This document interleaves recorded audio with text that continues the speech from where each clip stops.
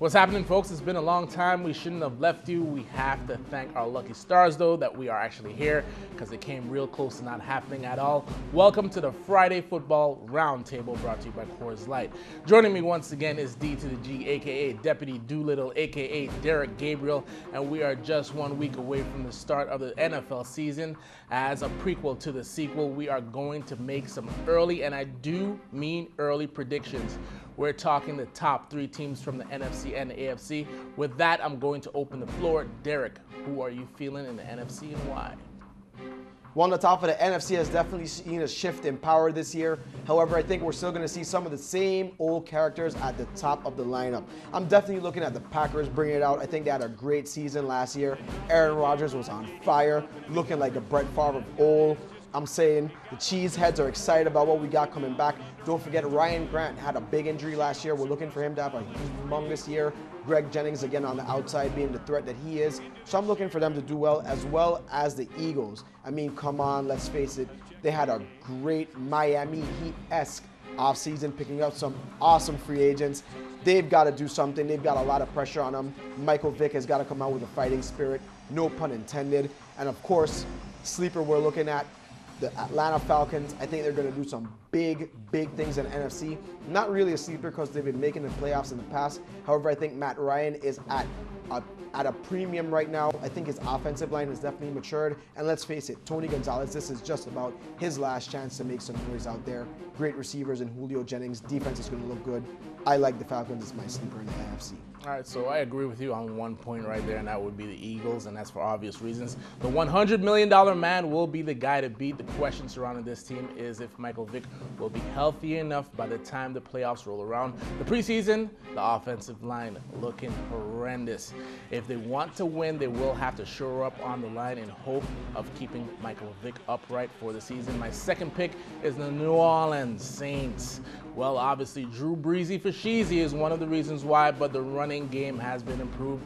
Darren Sproles is a big improvement from Reggie Bush. They've still got Mark Ingram, and that combo will pay dividends. I think they will make it to the playoffs, edging the Atlanta Falcons for the top seed in the NFC South and have the best record in the NFC. My sleeper squad is out of the NFC West, which is probably the weakest division in the NFL once again. Having witnessed a team with a losing record win the division last season, I'm rolling with the St. Louis Rams. I think quarterback Sam Bradford will elevate his game to the next level, and it doesn't hurt to have a great running back in Steven Jackson.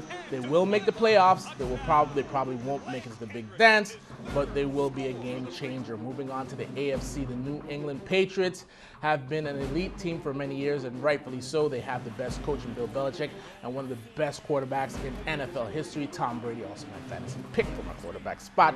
They have a goal to win the Super Bowl every single year, and Brady now has a bigger possession receiver, which had been lacking since Randy Moss's departure in Chad Ochocinco this season. And Belichick has added Albert Haynesworth to the already stout defense. Of course, if Albert can be motivated and stay in shape, then the Patriots defense will be scary, man.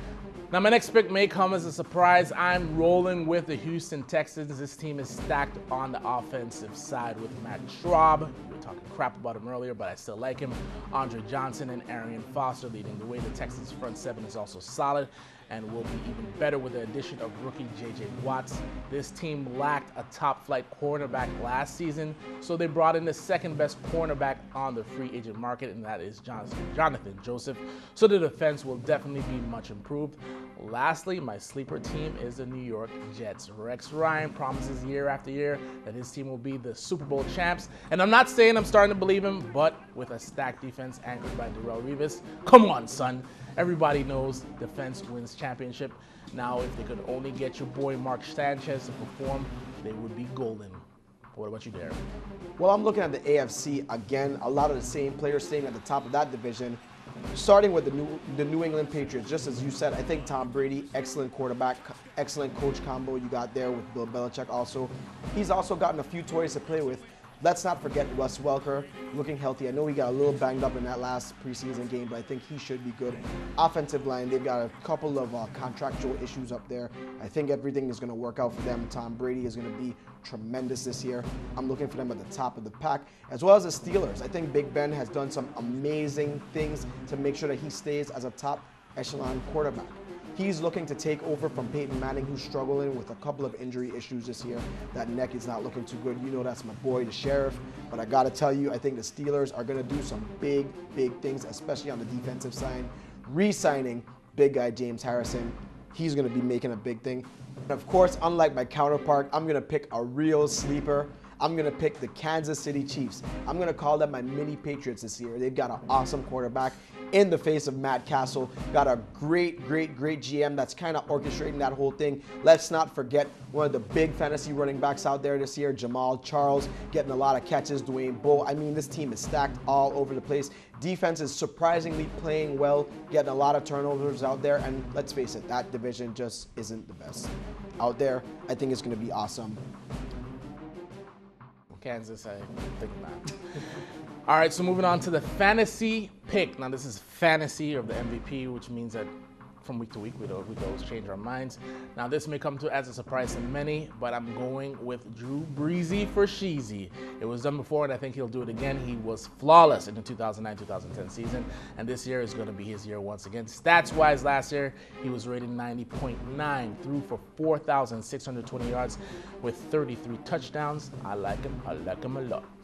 Well, I'm going to go with my actual fantasy quarterback, the big guy, as I said, Aaron Rodgers with the big cannon out there. He's got weapons on the outside, weapons on the inside. He's expecting Jermichael Finley to come back. Awesome, awesome tight end if he can stay healthy. Offensive line believes in Aaron Rodgers. I think he's going to put up numbers upon numbers upon numbers. That's what I'm going with. I think the Cheeseheads are going to be pleasantly surprised this year. I highly doubt that, Derek. Alrighty, and that's going to do it for us for this week for the Friday Football Roundtable, brought to you once again by Coors Light. We'll see you next Friday for Week 1 of the NFL. It's the Coors Light Win the Ultimate Fan Cave Contest. All you have to do is scratch and win at Caribbean Saloon, Shipwreck, Fat Turtle, Sibs, and Fort Christian Brew Pub. Spell touchdown, then enter to win the grand prize.